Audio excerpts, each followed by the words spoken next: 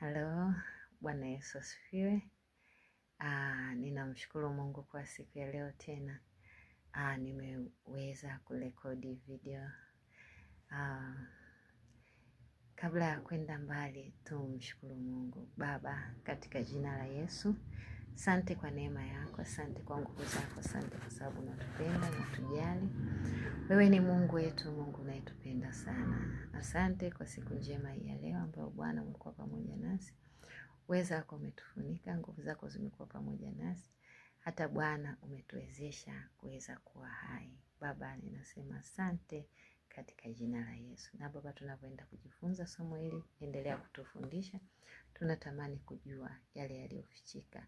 Bwana tusaidie, uweza wako ukatupiganie na nguvu zako zikapate kuwa pamoja nasi katika jina la Yesu. Amen. Basi kipindi kilichopita tulianza kwa ufupi kuelezea somo hili. Nilianza kuelezea somo hili ni lipi na linakuwaje. Nilisema kuwa watu wengi tunadhani kuwa tuna Roho Mtakatifu, lakini hata kama tunaye kwa kiasi sana, hatujampa kipaumbele kama ipasavyo.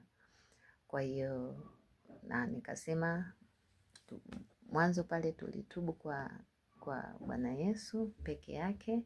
Yeye ndo ana uwezo wa kutusamehe dhambi. Lakini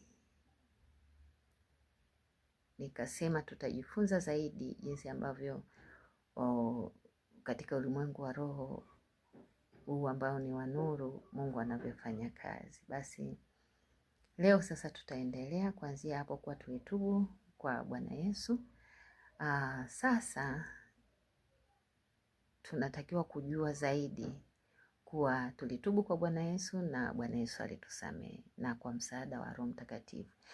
Na sasa tufahamu kuwa tunapaswa kufahamu kuwa maombi haya au kazi yoyote ya Mungu inafanyika kwa Utatu Mtakatifu. Yaani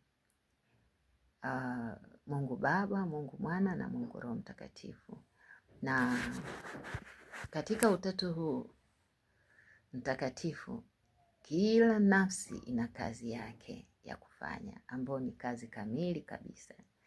Kuna kazi ya Mungu Baba, Mungu Mwana na Mungu Roho Mtakatifu. Kwa hiyo kila nafsi ina kazi yake. Kwa hiyo hatupaswi kuacha kuipa kipaumbele nafsi moja na kuweza kuipa kipaumbele nafsi nyingine.